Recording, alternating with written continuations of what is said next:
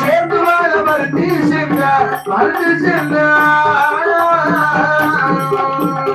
ஒரு நாட்டார் இவனே என்றார் இருட்டென்று அகன்று விட்டார் இவனே என்றார் இவனே என்றார் இவனே ஆடிவழி மறுத்து சென்றார்